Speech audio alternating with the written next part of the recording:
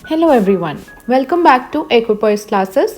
आई am Surabhi और आज हम लोग पढ़ने जा रहे हैं अबाउट इंफ्रास्ट्रक्चर। जैसे कि आप जानते हैं करंटली हम लोग इंडियन इकोनॉमी के टॉपिक्स पढ़ रहे हैं और जितनी भी वीडियोस आज तक कवर हुई हैं या जो भी टॉपिक्स मैंने कवर किए हैं तो उन सभी का लिंक नीचे डिस्क्रिप्शन बॉक्स में मैंने प्रोवाइड किया है।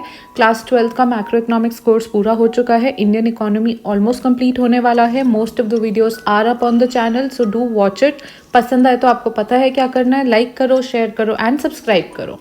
तो moving on with this video, सबसे पहले इंफ्रास्ट्रक्चर क्या है।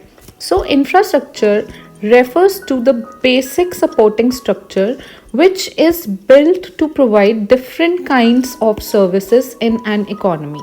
तो बेसिकली क्या हो रहा है, आपका इंफ्रास्ट्रक्चर जो है वो एक बेसिक सपोर्टिंग स्ट्रक्चर है। जैसे कि आपको यहाँ पे बहुत क्लियरली दिख रहा है कि एक बेसिक सपोर्टिंग स्ट्रक्चर है विच इज़ बिल्ट, जिसको बनाया ही गया है to provide different kinds of services in an economy. Okay, तो किस तरह का इंफ्रास्ट्रक्चर होता है आपका? Transport infrastructure, sanitation, communication, health services, health infrastructure, banking services, power sector आपका जो होता है, safe drinking water, educational system, ये सब आपका इंफ्रास्ट्रक्चर में आता है।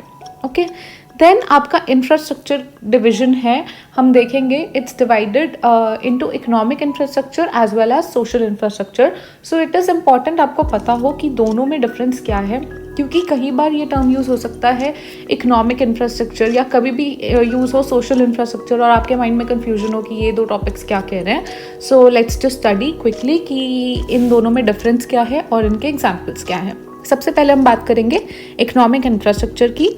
तो इसमें it directly supports the economic system from inside. तो वर्ड यहाँ पे इंपॉर्टेंट है, इट डायरेक्टली सपोर्ट्स। यहाँ पे सोशल में क्या है, it indirectly supports the economic system. Okay, so it helps economic system from outside, यानी बाहर से हेल्प करता है, लेकिन जो आपका इकोनॉमिक इंफ्रास्ट्रक्चर है वो फ्रॉम इनसाइड हेल्प करता है। एग्जाम्पल से ज़्यादा क्लियर होगा, जैसे कि आपका एनर्जी हो गया, ट्रांसपोर्ट हो गया, कम्युनिकेशन हो गया। अब ट्रांसपोर्ट है, कोई ट्रक है, एक जगह से दूसरी जगह कोई गुड लेके जाना है, तो ट्रक आपको डायरेक्ट सपोर्ट कर रहा है। ओके, पर हेल्थ हो गया, एजुकेशन हो गया, हाउसिंग हो गया। अब हेल्थ इंफ्रास्ट्रक्चर आप बनाएंगे तो आप हेल्थ इंप्रूव करेंगे लोगों की और वो डेवलपमेंट में हेल्प करेगा, तो वो इनडायरेक्ट हेल्प है। ऐसे ही एजुकेशन, अगर कोई भी इकोनॉमी में ज़्यादा एजुकेटेड लोग होंगे तो फिर उससे डेवलपमेंट बढ़ेगा, तो ये इनडायरेक्ट हेल्प है। एजुकेशनल इंफ्रास्ट्रक्चर इनडायरेक्ट हेल्प है। Direct help is something which is tangibly directly taking thing from one place to another and helping in production activity and from there on helping in economic growth. Okay, then आपका आता है it improves quality of economic resources and thus raises the production.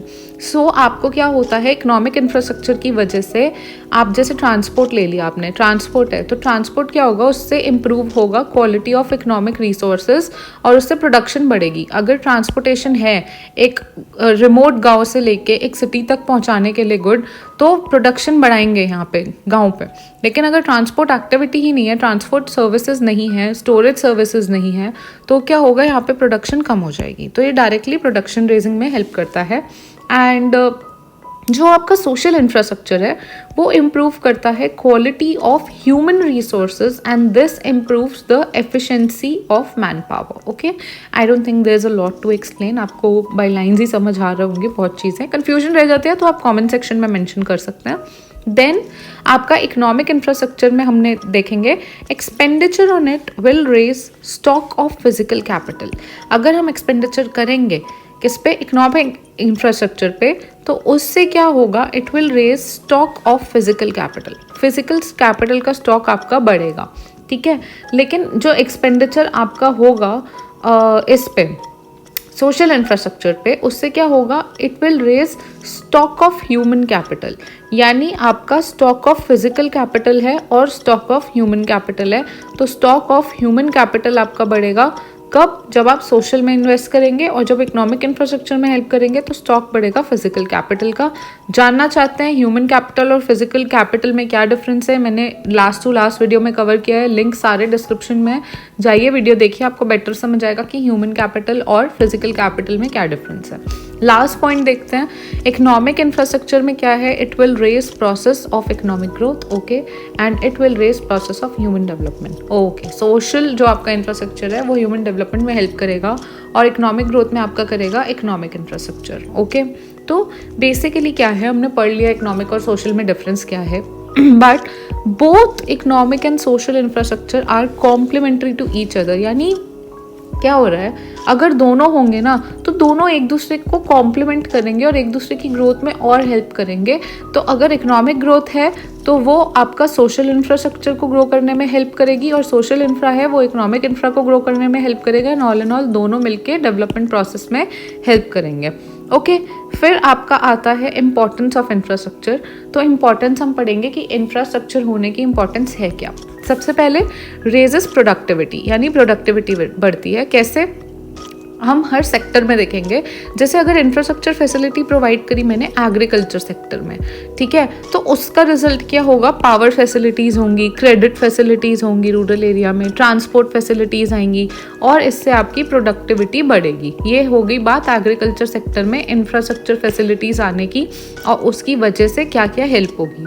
अगर यही infrastructure facilities मैं industrial production में डालूँ तो क्या होगा? आपका मशीनरी एंड इक्विपमेंट, ठीक है, energy, banking, insurance facilities, marketing facilities, transport services, तो यहाँ ये वाली सर्विसेज होंगी और इन सर्विसेज से आपकी प्रोडक्टिविटी बढ़ेगी, ठीक है। तो क्या हो रहा है, all these facilities help in raising agricultural and industrial productivity. तो ये सर्विसेज हैं, इंफ्रास्ट्रक्चर फैसिलिटीज़ हैं इंडस्ट्री में, इंफ्रास्ट्रक्चर फैसिलिटीज़ हैं एग्रीकल्चर में, और इनके थ्रू क्या हो रहा है, आपकी प्रोडक्टिविटी इंक्रीज़ हो रही है, ठीक है। उसके बाद क्या होता है इंफ्रास्ट्रक्चर से, और क्या होता है, इट प्रोवाइड्स एम्प्लॉयमेंट। अब अगर ट्रांसपोर्ट फैसिलिटीज़ होंगी कहीं पे तो बेसिकली वो ट्रक ड्राइवर या कोई भी ट्रांसपोर्ट है उसको ड्राइव करने के लिए भी कोई चाहिए, उसमें माल लोड करने के लिए भी कोई चाहिए, अनलोड करने के लिए भी चाहिए। तो क्या हो रहा है, आपकी एम्प्लॉयमेंट बढ़ रही है लोगों की। फिर इंफ्रास्ट्रक्चर में आप इन्वेस्ट करेंगे अगर और इंफ्रास्ट्रक्चर ज़्यादा बढ़ाएंगे तो वो इंड्यूस करता है फॉरेन डायरेक्ट इन्वेस्टमेंट। ये क्या है, एफडीआई आपका फॉरेन डायरेक्ट इन्वेस्टमेंट भी आती है कंट्री में। उसके बाद रेजेस एबिलिटी टू वर्क, आपकी एबिलिटी टू वर्क बढ़ती है।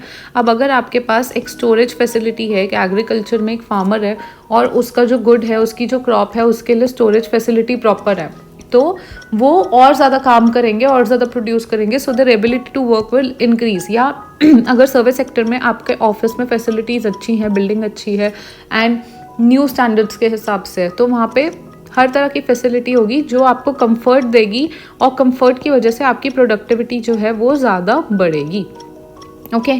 फिर फैसिलिटेट्स आउटसोर्सिंग, इंफ्रास्ट्रक्चर से क्या होता है, फैसिलिटेट्स आउटसोर्सिंग, ओके।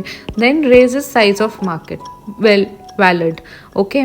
अब आपका लास्ट है raises economic development, which is like the motive of creating infrastructure की इकोनॉमिक डेवलपमेंट आपकी बढ़ती है, ठीक है। तो स्टेट ऑफ इंफ्रास्ट्रक्चर इंडिया में क्या है, हमने ये समझा अभी तक कि इकोनॉमिक और सोशल इंफ्रास्ट्रक्चर में क्या डिफरेंस है, इंफ्रास्ट्रक्चर होता क्या है, किस टाइप का होता है, उसके बाद इंपॉर्टेंस क्या है इंफ्रास्ट्रक्चर की। लेकिन इंडिया में कंडीशन क्या है, ये जनरल टर्म्स में था, इंडिया में स्टेट ऑफ इंफ्रास्ट्रक्चर क्या है। सो ट्रेडिशनली क्या था, ट्रेडिशनली यानी पुराने टाइम में ओरिजिनली गवर्नमेंट की ना सोल रिस्पॉन्सिबिलिटी थी।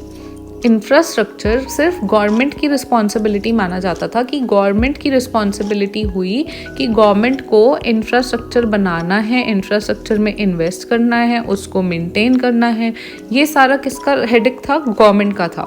तो इस वजह से क्या हुआ, इनएडिक्वेट इन्वेस्टमेंट हुई इंफ्रास्ट्रक्चर में, यानी आपकी जो इन्वेस्टमेंट है जो प्रॉपर आनी चाहिए थी इंफ्रा में वो नहीं आई, क्योंकि ये सिर्फ गवर्नमेंट के हाथ में था, गवर्नमेंट की रिस्पॉन्सिबिलिटी थी। तो कई जगह लूप होल्स थे, कहीं जगह करप्शन थी, उस वजह से जो इन्वेस्टमेंट बनती थी उतनी नहीं आई इंफ्रास्ट्रक्चर में, ठीक है। बट टुडे आज क्या है सीन, आज है कि प्राइवेट सेक्टर और पब्लिक प्लस प्राइवेट सेक्टर, तो इंफ्रास्ट्रक्चर किसके हाथ में है, या तो पूरा ही प्राइवेट सेक्टर के हाथ में, यानी इससे क्या हो गया कि या तो 100% प्राइवेट सेक्टर कर रहा है, इंफ्रास्ट्रक्चर को बना रहा है, मेंटेन कर रहा है, या फिर प्राइवेट का कुछ पोर्शन है और बाकी गवर्नमेंट यानी पब्लिक का कुछ पोर्शन है इंफ्रास्ट्रक्चर डेवलपमेंट में। तो इससे क्या होता है, इससे हेल्प ये होती है कि जो लूप होल्स पब्लिक में है वो प्राइवेट पूरे करता है, और जो सोशल प्राइवेट, क्योंकि क्या है, प्राइवेट सोचेगा प्रॉफिट मोटिव से, और आपका पब्लिक सेक्टर जो है वो सोशल वेलबींग के हिसाब से सोचेगा। तो जब आप दोनों कंबाइन कर देंगे, यानी प्रॉफिट मोटिव भी होगा, अर्निंग भी होगी और सोशल वेलबींग भी होगी, तो इंफ्रास्ट्रक्चर डेवलपमेंट बेटर तरीके से होगा। तो हम कंट्रीज़ के रिस्पेक्ट में देखते हैं कि कौन सी कंट्री कितना इन्वेस्ट कर रही है इंफ्रास्ट्रक्चर पे, to know how serious they are, कि अपने जीडीपी का कितना परसेंटेज वो चाहते हैं कंट्रीब्यूट करें इंफ्रास्ट्रक्चर पे, जो कि इनडायरेक्टली डायरेक्टली हेल्प करे आपको डेवलपमेंट प्रोसेस में और इकोनॉमिक ग्रोथ में। तो इंडिया जो है कंट्रीब्यूट करता है अपना 8% ऑफ जीडीपी इन इंफ्रास्ट्रक्चर, ठीक है। देन आपका चाइना जो है वो 20% of its GDP and Indonesia 14% of its GDP. तो ये कंपैरिजन में आप देख सकते हैं सबसे कम इंडिया कर रहा है, यानी इंडिया अभी बाकी कंट्रीज़ के कंपैरिजन में इंफ्रास्ट्रक्चर की ग्रोथ को लेके उतना सीरियस नहीं है, या मे बी इंफ्रास्ट्रक्चर पे वो उतना ज़्यादा कंट्रीब्यूट नहीं कर रहे हैं उसकी ग्रोथ में कि वो इकोनॉमिक ग्रोथ में फर्दर हेल्प करे। बहुत सारे कंडीशंस, बहुत सारे फैक्टर्स होते हैं हर कंट्री के, लेकिन यहाँ पे बस एक रफ आपको अप्रॉक्सीमेट परसेंटेज बताई गई है सिर्फ 3 कंट्रीज़ की। सो ऑल एंड ऑल क्या हो रहा है, आपका majority of people live in rural areas, right. So rural infrastructure include क्या करता है, क्योंकि ना इंडिया के केस की बात कर रहे हैं हम, इंडिया में हमने जानना चाहते हैं state of infrastructure in India. तो हमने देखा इंडिया में इंफ्रास्ट्रक्चर रिस्पॉन्सिबिलिटी किसकी होता था पहले, करंटली किसकी होता है, इंडिया कंट्रीब्यूट करता है कितना जीडीपी का। लेकिन अभी भी हमें पता है ना कि हमारा मेजॉरिटी ऑफ जो पॉपुलेशन है, यानी हमारी 70% पॉपुलेशन रूरल एरिया में है। तो हमको जानना पड़ेगा कि रूरल एरिया में इंफ्रास्ट्रक्चर का क्या हालत है, क्योंकि हमारी जो मेजॉरिटी पॉपुलेशन है वो वहाँ रहती है, तो वहाँ फोकस करना बहुत इंपॉर्टेंट है और वहाँ की एनालिसिस करना बहुत इंपॉर्टेंट है। तो रूरल इंफ्रास्ट्रक्चर क्या इंक्लूड करता है, आपका 6 कंपोनेंट्स। उसमें क्या है, rural housing, irrigation potential, drinking water, rural roads, electrification and rural telephony. तो ये चीज़ें आती हैं, आपके 6 कंपोनेंट्स आते हैं रूरल इंफ्रास्ट्रक्चर में। तो रूरल इंफ्रास्ट्रक्चर जब भी आप सोचें क्या है, क्या बात हो रही है, तो rural housing, irrigation potential, drinking water, rural roads, electrification and rural telephony, right. Then state of rural infrastructure in India. अब हम ये समझेंगे, क्योंकि ना पहले मैंने आपको ये बताया कि रूरल इंफ्रास्ट्रक्चर में आपका आता क्या क्या है, ताकि जब हम उसकी बात करें तो आपको क्लियर हो कि हाँ हम किन कंपोनेंट्स की बात कर रहे हैं। सो आई होप आपको ये कंपोनेंट क्लियर है। तो हम समझेंगे कि इन कंपोनेंट्स की या रूरल इंफ्रास्ट्रक्चर की ओवरऑल कंडीशन इंडिया में क्या है। So rural women are still using biofuels such as crop residues, dung and fuel wood to meet their energy requirements. So they're still using it. They've not upgraded themselves and they're still using those biofuels only. अभी भी ये सब use हो रहा है rural area में by rural women. Then आपका आता है they walk long distances. So basically क्या हो रहा है कि they are walking long distances to fetch fuel, water and other basic needs. Okay, तो आपकी जो अदर बेसिक नीड्स हैं और जो आपका फ्यूल वाटर है, ये सब फेच करने के लिए वो लॉन्ग डिस्टेंसेस वॉक करते हैं, राइट।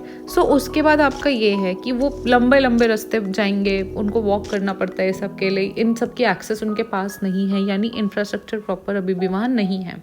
देन क्यों नहीं है, क्योंकि आपका जो ड्रिंकिंग वाटर है ये भी इंफ्रास्ट्रक्चर में आता है। तो अगर उनको दूर जाना पड़ रहा है, यानी उनके पास वो नहीं है फैसिलिटीज़।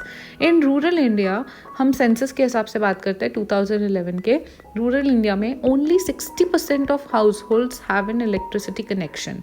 अब तो ये थोड़ा बढ़ गया होगा, काफ़ी स्कीम्स आई हैं इलेक्ट्रिसिटी करने के लिए।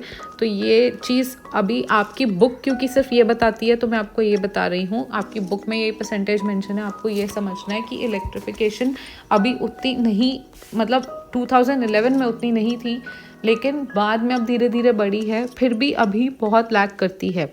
Then 40% still use kerosene and 80% of households use biofuel for cooking. तो ये आपकी कंडीशन है। Drinking water supply is one of the components of Bharat निर्माण, यानी भारत निर्माण का कॉम्पोनेंट है drinking water supply. top water availability is limited to only 24% of rural households. यानी आपका जो top water availability है वो बहुत लिमिटेड है और सिर्फ 24% हाउस को ही मिलता है रूरल एरिया में. और ड्रिंकिंग वाटर सप्लाई एक कॉम्पोनेंट है भारत निर्माण का. ठीक है. सो बेसिकली आपका स्टडी कंडक्ट हुई यहाँ पे बाय NSSO. NSSO क्या है? National sample. आपको लिखा है यहाँ पे survey organisation. And just a quick update आपको मैं दे दूँ, ये 2011 में हुई थी. राइट नाउ आपका NSSO यानी national sample survey organisation plus central statistical office यानी CSO, ये मर्ज हो गए दोनों. किस में बन गए हैं? National statistical office. Okay. So आपका NSSO मर्ज हुआ है CSO के साथ to become NSO. I hope आपको ये क्लियर हो. ये एक क्विक अपडेट थी. तो अभी जो हम NSSO की बात कर रहे हैं, ये NSSO ने 2011 में बोला था, ये अभी मर्ज हुआ है. सो ये जो आपके मर्ज हुए हैं ये हुए आपके 2019 में. 2019 में मर्जर हुआ था. तो हम बात कर रहे हैं 2011 की. NSSO ने बोला कि 85.5% people had access to improve sanitation in rural areas, which is a good sign कि इम्प्रूव सैनिटेशन हुई है. और 85% of the population, 85.5% of the population has access to it. So ये आपका बेसिकली हमने रूरल इंफ्रास्ट्रक्चर की कंडीशन क्या है ये बात की. तो आपका इंफ्रास्ट्रक्चर के बारे में आपका चैप्टर ये इतना ही बोलता है. बाकी हेल्थ इंफ्रास्ट्रक्चर क्या है, एनर्जी इंफ्रास्ट्रक्चर क्या है, ये सब हम सेपरेट वीडियो में कवर करेंगे. ये आपके लिए एक शॉर्ट वीडियो थी टू टेल यू गाइस कि इंफ्रास्ट्रक्चर के बारे में आपकी बुक कितना कवर कर रही है और आपको कितना पता होना ज़रूरी है. आई होप आपको ये क्लियर हो. और आप जानते हैं वीडियोस अगर पसंद आ रही हैं तो प्लीज़ उनको लाइक करो. प्लीज़ लाइक किए बिना मत जाओ. अगर देख रहे हो शेयर करो जो लोगों को भी ज़रूरत है, जिन लोगों को भी हेल्प होगी. ठीक है. सब्सक्राइब करना बहुत इंपॉर्टेंट है गाइस. प्लीज़ शेयर करके सब्सक्राइब करते रहा करो. कंटेंट पसंद आ रहा है तो. And as I always say till the next time, take care and bye bye.